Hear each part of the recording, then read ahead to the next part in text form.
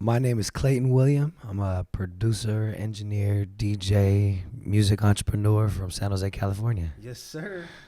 How you feeling, man? Man, life is good right now.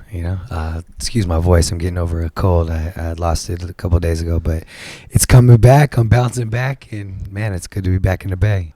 Well, man, it's my career in music's actually it's a 10+ year journey, but it's I just recently inked a deal with Empire Records. They're based out of San Francisco. So I'm officially a producer, recording engineer with the team, and yeah, man, I'm using this as an opportunity to one. I mean, it's providing stability.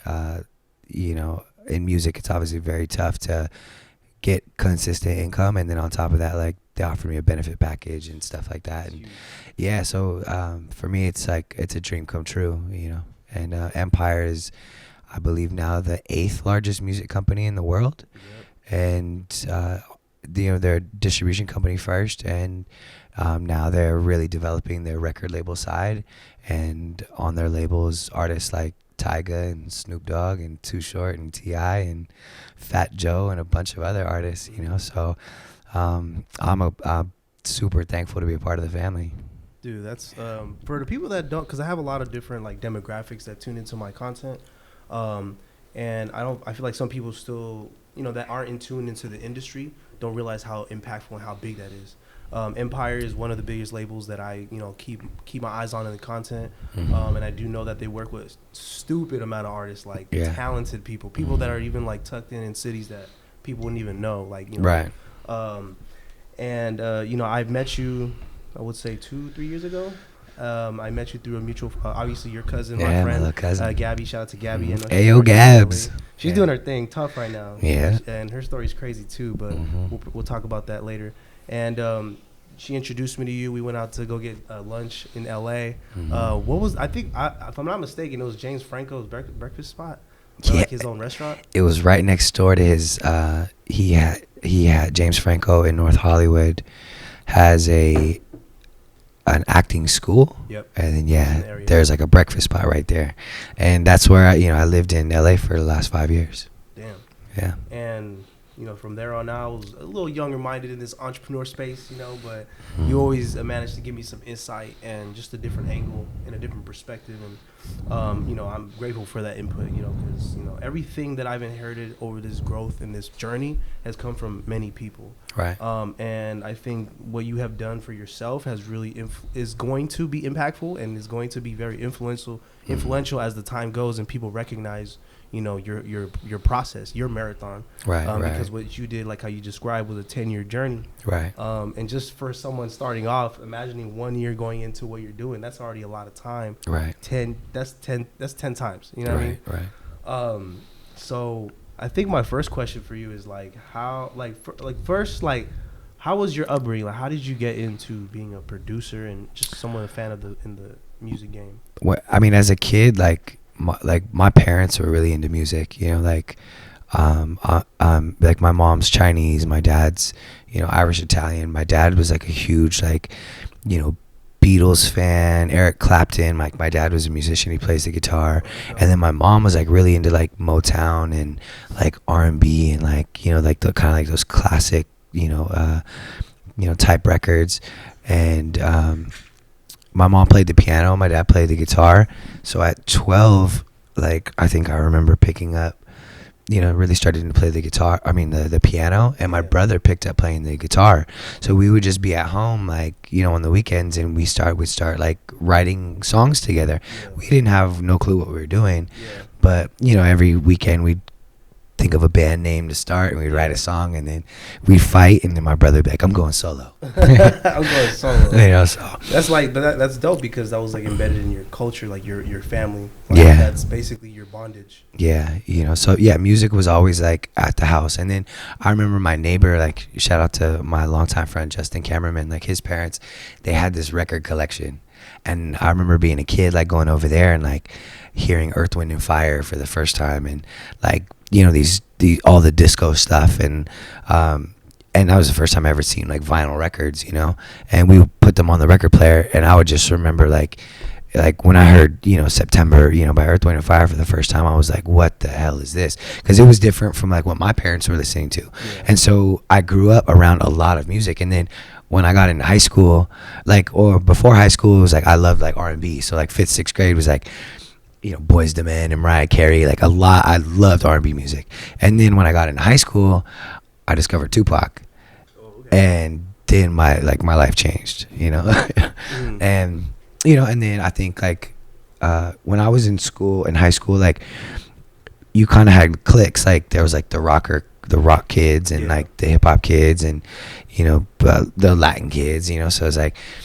And sorry to cut you off, but you mentioned you grew up in San Jose. So like, where was this? What high school were you going to? I grew up in South San Jose. I actually went to high school in Morgan Hill to Live Oak because I lived like it's not that far off away. Burnell, in San Jose. So it's like the last exit.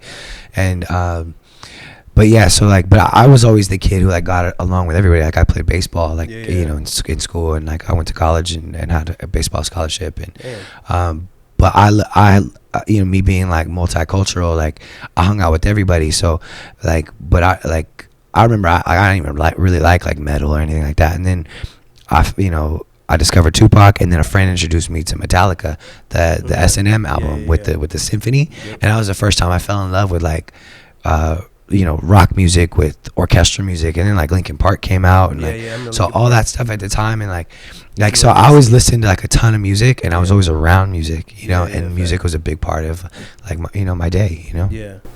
Music. I feel like without music, life would be so different.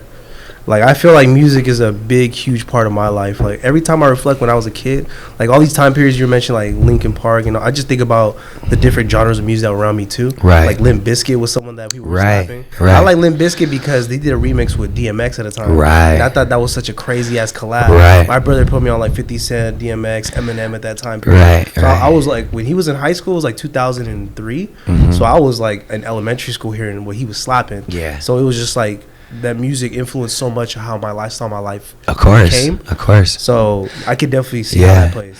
Yeah, I mean, it's like, and that's why, like, when I say, like, I heard Tupac, like, it changed my life, because, like, what you listen to is what you eventually, like, kind of do in life. Like, it create that energy, those vibes, like, like, I don't even think I really smoked weed until I, like, was really, like, into hip-hop. Yeah. And then and then you listen to hip-hop, and it's just, all of those, like, cultural things, like, just become a part of your lifestyle, and you create those things. And then of course along the way, like, I've always like been like a very spiritual person as well, so like my faith really kicked in like when I hit like when I was like got into high school, so I was kind of had like this like yearning to like feed my soul and my spirit and like discover like what was truth. And then music was always like the fun part of me, And I'm a Gemini, like I'm born in June, so like I've got like this bipolar like extremes in my life. Is Gemini, I know exactly what you're talking about. Yeah. So well, just to kind of slow it down a little bit and put you on to like what's going on right now, because I didn't think I even explained exactly what the podcast and platform was. So the concept of the Low Key Facts podcast is anytime I encounter a conversation with an individual and they think they know something, and then you educate them and they're like, that's low key facts. Like everyone's had that conversation where they kind of put somebody on and then they're like, I didn't even see it like that, but it makes sense. So I feel like there's a lot of misconception with the culture of San Jose and the Bay Area just because it's shed by that technology blanket. Right. And I feel like with this platform, we'll be able to highlight and elevate that culture. And it's also powered by Emlyn exclusive. It ain't exclusive if it ain't an Emlyn exclusive. And that's the separate entity. So basically these are two separate entities.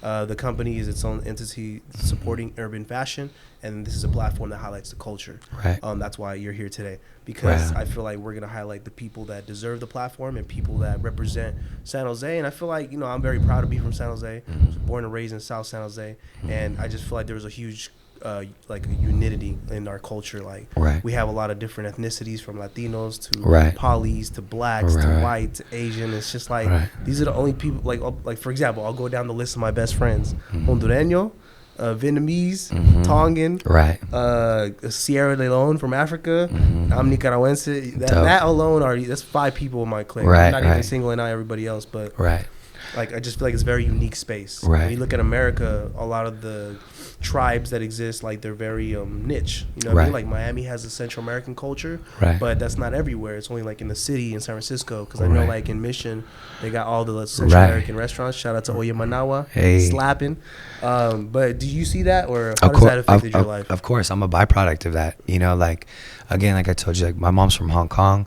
Like like people know me as Clayton William. That's my first and middle name. My last name is McChesney. So my dad's Irish and Scottish. Oh, shit. But then my wife is Mexican Salvadorian. So I have a son. I've got a 1-year-old son. He's all of that. Yeah, you yeah, know, yeah. so it's like my son's a byproduct of exactly what you're talking about. You know, and that's why like I really enjoy like working at, you know, this company Empire, because they're like they're that for hip hop, you know. For sure.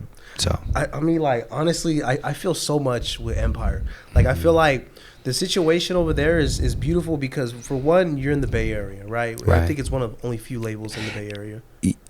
yeah, like in my opinion, yes, like they're I would say like there's like the Bay's known for its independent music hustle, so there's Exactly. a ton of independent labels out here, but they're the hub of that here. Correct, yeah. And that's how I see. I feel like you're surrounded by the Bay Area, Mm-hmm. the highest level of concentration of intelligence because it's Silicon Right. Valley. Yeah, this is the new Rome. And 60% of the economy is made through the Bay Area, through the technology and all Right. all the economic benefits are here. Yeah. This is the And brain of the world. brain of the Yeah, world. facts. And then on top of that, you have the culture. Yeah. And I feel like Right. people misunderstand how impactful the culture is to Oh, it's society. huge. Oh, it's huge, bro. I mean, this is the home of hyphy. Hyphy. You know, I mean, and I didn't really realize it until I moved to LA. Mm. When I went to LA, every door musically that I walked into was because of the music I've done here in the Bay. Was because of like, you know, just the cultural impact that like our hip hop community has on West Coast culture. Yeah, for You sure. know, and now the world, like hip hop is pop music now. You literally, You because know? you got all the young kids slapping it. Yeah. I remember when they were having Kids Bop on the commercials back in the day, they were highlighting these rock and roll songs. Yeah. Now, going towards like the end of 2009 Yeah, when bro. Kids Bop was around, it was starting to transition to like Yeah. hip hop and like some of the cool Yeah. songs that were coming out. So when I talk about like urban culture being influential, I think about it like this. I think about it, what is more influential than a hip hop artist? Like in the regards of an occupation. Can you think of one? I asked a lot of people the same question. I think musicians in general, I wouldn't just say hip hop, I would say musicians, Yeah, right? yeah. Artists. Yeah. Because I feel like the two biggest musical genres right now are hip hop and reggaeton, Latin music, For sure. right? And if you think about it, those are primarily like the two most like impoverished communities. But now with the internet, it's connecting all of these cultures together, and now those are the two biggest genres in the world. You know, Really? those are the biggest streaming songs and artists. For sure, Unwell. And All them. yeah, bro. Like, I mean, Empire just dropped this record with Fat Joe I see Unwell that, and with Cardi Cardi B. B. Like, bro, that's my slap right now. It's a slapper. And You know? they sampled Aguanile with Mark Anthony. Yeah, Bro, that yeah. was so hard. I was like, slapper. Yeah, so it's like, you know, it's like that's where the culture is at now. Like, these artists are really, they're the voice of the people, Literally. you know, and that's why I think as kids, like, we look up to our favorite artists, and, you know, now, like, I work with my favorite artists, you know, so it's Literally. like they were influential to me, and now it's like, you know, I want to teach these new artists how to be influential to their communities and their culture, Yeah. you know. And it's interesting because, like, I feel like when I think about the integration of, like, Latin culture, because I think that's so beautiful now, you know what I mean? Because I feel like that has always been a thing. Like, Well, Latinos and yeah. Black people Well, I mean, we're amongst each other, we grew up like that. Facts. I mean, we're from San Jose. This is like Yeah. the little Mexico of the Bay Area, you know. Period. So, yeah. I mean, I grew up off like Carlos Santana and Malo, and like, you know, those are like legendary like Latin bands and artists that, you know, they're from here. Yeah, yeah. You know. And that's the thing too, is that I be having conversations with people in Oakland, and whenever I mention that I'm from San Jose, we always end up in some type of salty dialogue. Right. So like when you are in the Empire Building and you got some passionate Bay Area artists or passionate producers or anybody that's from the Bay Area, and you mention to them that I'm from the Bay and I'm from San Jose, like, how does that dialogue end up? The debate happens all the time. I see it happen all the time. I mean, there's no getting around, like, Oakland is the hub of Bay Area hip hop, For sure. and San Francisco is an international popping point to the rest of the world. Yep. So San Jose is kind of like the stepchild, but we're the South Bay. Yeah. You know, and if you like, I worked for iHeartRadio for many years, handful, like 6-7 years, and like if you hear their tags, it's like San Francisco, Oakland, San Jose, Always. and that's the Bay Area and everywhere in between. And the reason being is because the Bay, if you look at the structure of the water, right, it's like it comes in through the San Francisco, Bay, and Oakland's on this side, San Francisco on this side, and San Jose's on the south side. Yep. And everywhere that's touching the water, that's considered the Bay Area. So when you start to get out to, people say Sacramento, like, no, that ain't the Bay. Yeah. Stockton, Tracy, like, no, that's not the Bay. But Northern California, Yeah, we accept them as Bay Area culture. yeah, our culture, and I got to learn this, like when I was younger, in my early 20s, like when I really, like during hyphy, like when that's when I started producing music and working with a lot of Bay Area artists. Like our culture, like if you pop in the Bay, like you're automatically popping in Northern California. Yeah, period. It's just how it works, because everybody in Northern California follows with what's going on here. Yeah, exactly. And then once you pop here, like you're popping in it, then it goes down to LA. Yeah. And or it trickles down through California, go into Fresno, into Los Angeles, and then once you have the Bay Area and Los Angeles, like Las Vegas kicks in, and it's like now that's all of that is the West Coast. Mm-hmm. And that's what I love about like hip hop in the last West Coast hip hop over the last like 5-6 years. Like we have a united sound now. Yeah, for sure. And it comes from here. I agree. Like I've been following a lot of artists. Like I'm a very big fan of the culture. Like I'm very in tune with all the music coming out. Yeah. Some of the artists that I've known that step in that building, that like Offset Jim, fan of his music. Yeah. All Black, Rex Life Raj. Right. I'm digging their shit. Like all Empire artists. And some of them like have their own wave of creativity. Facts. Which like really makes it more unique. Like for me, it's like a lot of people try to enforce like the hyphy sound on everybody as a Bay Area artist. Right. But I feel like what made hyphy unique in the beginning was that it was different already to begin with. Yeah. So I feel like that's what the Bay Area is known for, is being diverse and being unique in their own sense. Right. So I feel like the wave of the Bay Area has just gotten better, and the sound is innovative, and it's a beautiful thing. Like how you said, the music thing is popping right now. Yeah. So I have a set of questions that I listed right here. Some of these topics are very random, or some of them are on point to like what's going on right now. So feel free to answer them to the best of your knowledge, or if you don't know the answer, just give a comment on what you think. For sure. Brought to you by M1 Exclusive. So I asked one of these already. So how was your relationship with MC Hammer started, and with many others? Okay, so I was working on a project with this R&B singer named John Hart, and we had sampled an MC Hammer record.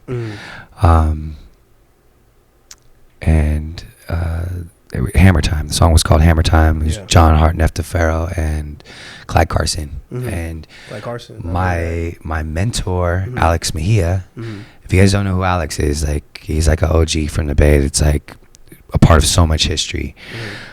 He when I moved to LA, Alex was like a huge mentor to me, and he called Hammer for us, because he's like, you guys got to clear the sample. You can't put it out without clearing the sample. He called Hammer, introduced us to Hammer. Hammer helped us clear the sample and was in the video. Dope. And you guys can go online and check that out. The song's called Hammer Time. And that's how I met Hammer. And then over the last 2 years, I think that song came out around 2 years ago, he employed me to work with his sons. He's got two sons, Jeremiah and Booby Hammer. These guys are superstars, just waiting for their, for the right time. But we've just been, he had me making music with them for, all the way up until my son was born. So it was about a year, all up until last year. And then that's when, I was living in LA, so I was like coming back to the Bay like every other week, to work with them. Yeah, I think I remember that time. Yeah. On the ground. And, like shout out to their whole family. Like I'm like eternally grateful for the relationship. Like I told you earlier, like as a kid, Hammer was like one of my, like an artist I look up to. Like I remember being in 6th grade, I had Hammer pants. And like I remember like specifically like kids commenting on my sweatsuit Hammer pants, I would wear to school, and so fast forward years later, for their family to I feel like I'm a family friend now, and like me and the oldest son Booby, like me and him have a great relationship. We talk all the time. Like I text him, or every now and then, and I check in with them, and like I hang out with Booby. Like this kid's like whenever he chooses to drop music in his own time, like I got like 3 albums of work on this kid, and he's amazing. Yeah. And then same thing with the little brother Jeremiah. Like he's a singer, rapper, and like super dope. But that's expected. That's their family legacy. And I got to do a lot of cool shit with them. I remember like it was like last football season. Like I got to go DJ for the Raiders with their family. Like that was hard. Just like little stuff. I've gone to a bunch of their shows and concerts, and yeah, I'm just eternally grateful for their family, and I've learned so much from them. Like they're everybody in their family, like they're all like bosses. Yeah. And they represent Oakland to the fullest, and it's just building that relationship's been a dream come true. And so you mentioned in your journey going back and forth between LA and San Jose, how was the transition between going from LA, living in LA for that time period, and then transitioning back into the Bay Area? Well, that just happened. This is like I just got back here. So I'm still like getting used to it. I'm still finding my rhythm. But we always talked, like me and shout out to my wife Nayeli, like I mean, she's grinded with me across for this whole journey, and like we always knew, like when we had a kid, we were gonna move back to the Bay, because there's just something about being raised here. For sure. It's just our culture. And don't get me wrong, I love LA. Like I love the creativity of Los Angeles, and like the biggest shit in the world is there. For sure. But yeah, we knew like we wanted to raise our family here. So do you think it's something about the culture that made you want to raise your family here, or was it of course, like there's a sense of like pride and identity. And again, I didn't really like appreciate it until this was like 5.5 years ago. Like I started putting out my own records, and I had this song called Fill Your Cup Up with like Sage of Gemini and D-Mac and Milla and this guy J-Main. And Thank you, bro. should we stop, pause? Oh no, reset that? B-roll over. It's all good. Okay, so just keep going. So I put out this song, and then DJ Felly Fell started playing it on Power 106, in LA, and I just moved, like I just left, so being out there, I think I felt like I had to leave the Bay because we didn't have the infrastructure that Empire is now providing. Yeah, I agree. Right? So we didn't have the music infrastructure, the business infrastructure here. Yeah. It was in Los Angeles. So I left to LA, and then when I got into LA, every door I walked into, it was because of the shit I did here in the Bay. Yeah. And they had, either it's because I was, I put out projects with Jay Espinoza and DJ E-Rock, like, DJ legends out here. And I was working with the newest like up and coming artists like that were popping off out of the Bay. And so when I moved to LA, it just enforced like how special it is to be born and raised here. For sure. And so I'm like, that's a huge part of it. Like there's a culture here.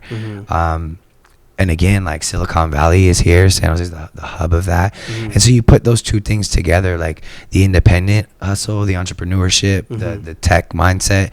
Like, this is the 4th largest market in the country. And now San Francisco is now more expensive than New York City. So it just goes to show like where we're from is a very special place. And everybody in like any business is all the business is trying to come here. There's people from all over the world trying to come here.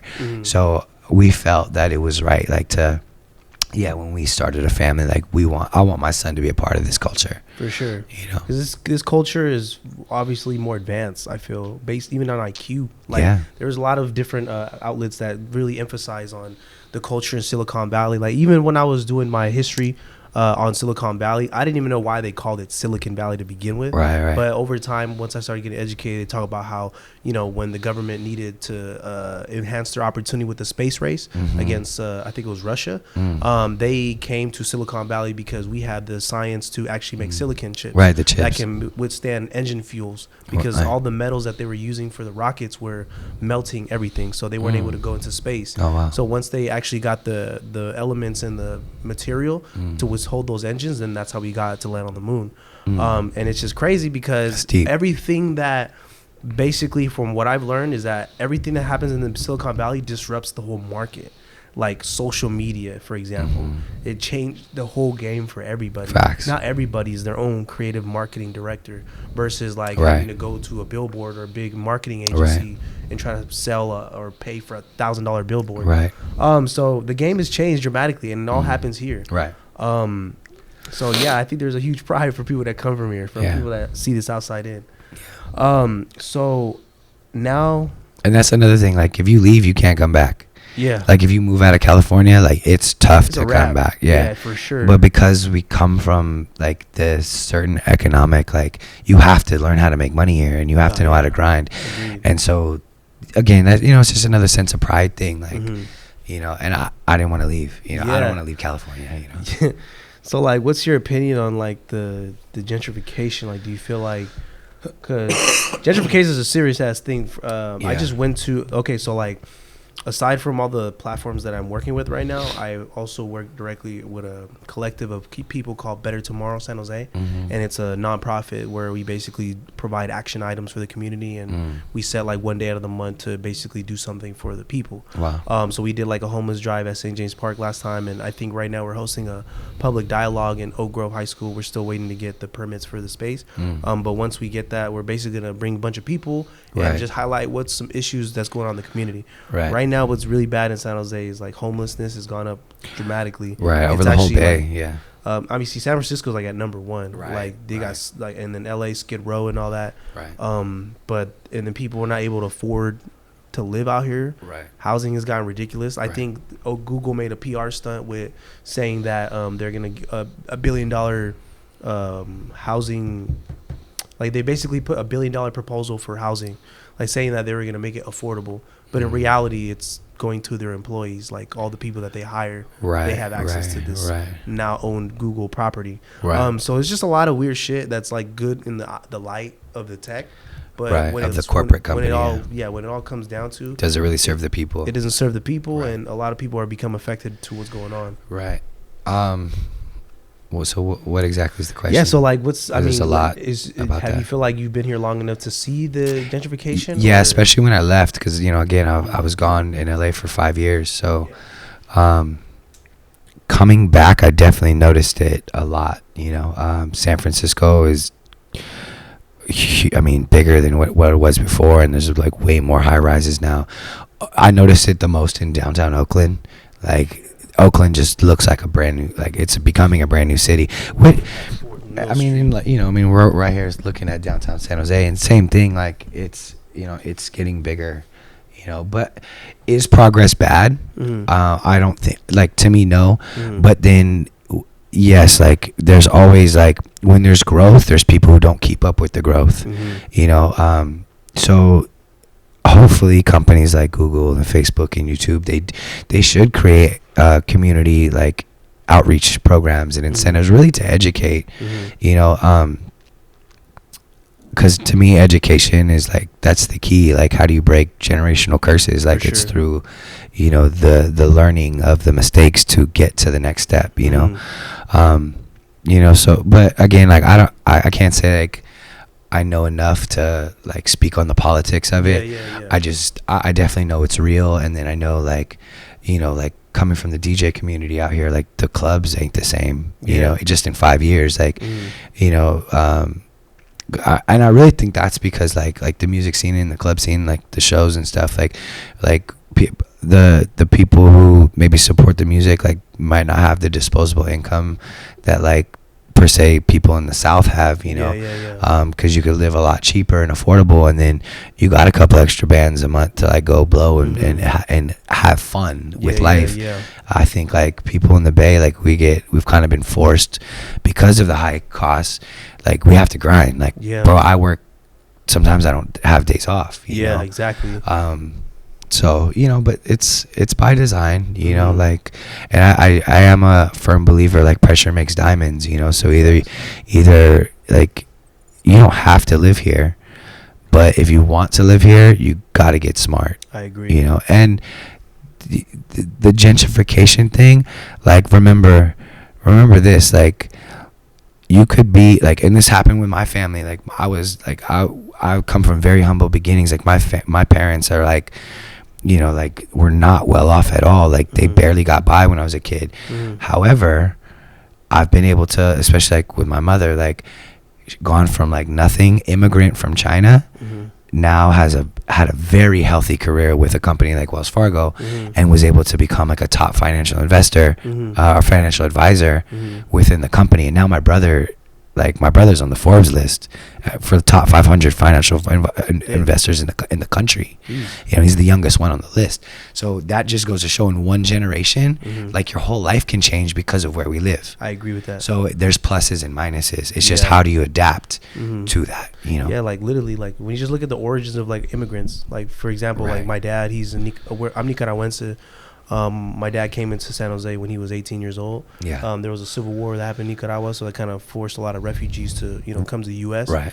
And keep in mind, like my dad was 18 years old, already trying to like move to a whole other country, start a whole other life. And now that, you know, I'm born here, look what I'm over here doing, creating a platform and highlighting culture. I'm not worried about, you know, me losing my life in the middle of my sleep. I'm obviously very privileged, but you know, there's a fine line between these things. But you made the choice to do that. Facts. And that comes with education and like knowing your family history, and that's probably what drives you. You know, that's what drives me. Like I saw my mom's work ethic, and you know, my dad is a Vietnam vet, so it's like I have a sense of pride of where we come from. You know, and we're very I'm very thankful to like be born in America and be born here in the Bay. You know? For sure. There's a lot of gratitude being where we're at right now. I think we're definitely like winning, you know, and sometimes some people that live in the same space may not see that because of the circumstance, which is okay, because sometimes we deal with some circumstances that are beyond our control, but at the end of the day, it's your decision. Like, how was your attitude towards that? Facts. And that to me is everything. Like your attitude. I had this conversation with like an artist I work with the other day, you know, like your circumstance can't define you. Because I'm not my circumstance. Whether I have $0 in my bank account or 100,000, I'm still Clayton. And your circumstance shouldn't define your character. Your character and your attitude, if it stays positive, it's always going to evolve and get better. Exactly. You know, product of your environment. That's literally what it is. You're a product of your environment, because everyone grows up in a different environment, but are you going to be a victim of that environment or a product? Facts. So that's what this game really comes down to. And that's a choice. Literally. You know. Man, it's a very interesting time period, you know, because I haven't seen you in a long time. So, like, I have some questions that I feel like generally I need to ask because I want people to get value from this. For sure. But I also have, like, man, I got to catch up to you. You know, we still got to get some food and all that. It's always good to reconnect with people because for me, it's like I was saying is that, like, just being genuine and being a person that actually has principles and abides a code, it makes, like, people respect you more because you are a man of your word. Because at the end of the day, like, if we didn't have money or currency or anything, all you have is your word as a man. So I appreciate you still being connected with me, and I see you evolve and you see me evolve from a distance, and we're still friends at the end of the day. So that's dope. So is there anything that people should be aware of or that you want to highlight while you have the opportunity to voice to the people? I mean, just in general, like I think my journey, you know, my journey in music has taught me a lot of things. Like, you know, music is my passion, and I've been able to turn my passion into my job. You know, find the thing that you love to do and go kill it, you know. I mean, there's just, you know, and so I think I wish somebody would have told me this when I was younger, like, don't limit your dreams, you know, like dream big. Yeah, you know? yeah, I agree with that. I think I was telling you earlier, like my dream as a kid at like 16, 17, 18 years old, like, you know, my favorite artist was, you know, MC Hammer, E40, and Too Short, you know, and, you know, by the time I hit 30, I was working with all of them. Exactly. You know, and, you know, I can call them. Yeah. You know, and then you realize, like, oh, that, you know, you think that, you know, validity, you know, kind of getting those stamps of approval, like, make you and define you. And then for me, I realized, like, those are blessings that will happen along the journey, but really you got to believe in yourself and your ability to cultivate, you know, your dreams. You know, because once, like, working with those guys became a reality, I realized, like, I had the sauce the whole time. Yeah, exactly. You know, it's inside you. Yeah, but now life for me is getting fun. Like, I'm just learning how to create. Yep. You know, like you said earlier, like, there's two ways to look at life. Like, either you're a victim of your circumstance, or you create the opportunity, you create the life that you want. You know, and I've definitely been the victim of other people's shit before, and I don't ever want to, like, put myself or my family in that situation again. You know, so now I'm just very active and you know, creating the, you know, every day, working on creating the life that I want to live, and and becoming, you know, the person that I want to become. You know, I've been able to do a lot of dope shit in my life already, but I really, like, I notice it's like once you get to one level, there's always like 10 more. Yes, literally. You know, so it's kind of like a never-ending journey. You know, I agree with that. I feel like you touched on a good bud right there, because I feel like even when I look at my journey, like, I'm nowhere near, like, close to the dream that I envisioned in my mind. Yeah. But I'm so embedded into that process that I'm just, like, happy doing it. Right. That I don't never like count it. You know what I mean? Like, I'm just going about it. Right. And when I look back at how the level I was at before, like, when we first started talking, I was at a very low level. Keep in mind, like, my distribution was high in the sense of content, and people awareness was high. But when it came to, like, my circumstance, like, my money in my pocket, my bank account was running low, working a 9 to 5 tough at the mall, like, not even like a regular, like, McDonald's. I'm talking about, like, the mall hustling, having to hit quota, like, all that shit. And now look at, we're in a high rise overlooking downtown San Jose. 9th floor in the building, downtown San Jose. You know what I'm saying? So, it's the journey. You know, it's about tapping into that. You know, and enjoying it every day. You know, I'm thankful. You know, I think I do have a question, actually. What is some advice you would give to an existing producer in San Jose? Because keep in mind, San Jose, we're 1.8 million population. We're the biggest in the Bay Area, just so people know. And there's a lot of people I know that are very creative in music, like a lot of people, a lot of potential talent. So what's some advice you would give to them that are currently in that game and they're trying to chase something bigger? Relationships. You know, like, I think like, making music is great, but there's a ton of people who make music. Like, am I the best producer? Am I the best engineer? Am I the best, you know, musician? Like, no, not at all. But I think I bring a great attitude to work every day.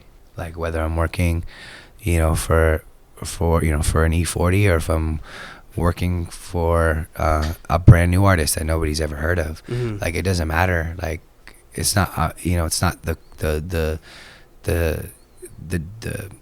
level of the person that you're working with. It's where you're at. And making yourself great every single day. Like, you know, if you can't be trusted with the little stuff, how are you gonna be trusted with the big stuff? Exactly. You know, so I think I just try to tell myself that, you know. And then you know, so relationships, and, you know, putting yourself out there. You know, like, now with the internet, like, if you're a young artist or a young producer, like, you can start building your following in your community, like, ASAP. Like, I wish I had Instagram when I was in high school. Seriously. You know, like, you can meet and network with so many people online, and now all over the world. You know, so, you know, it's about staying diligent and always learning. Like, you never made it. It's just, it's a constant journey. It's a constant process. It's a constant level up. And then, you know, don't let your circumstances define you. You know, and know, like, as long as, like, with God, anything is possible. So keep dreaming, stay prayed up, and keep hustling. You Hell know. yeah. Lead by faith, baby. Yeah. Well, I think that concludes our time. Thank you once again for coming down. We are in downtown San Jose. This is the Low Key Facts podcast powered by Emlyn. It ain't exclusive if it ain't Emlyn exclusive. With my dog Clayton Williams, and we out. Peace. Solid.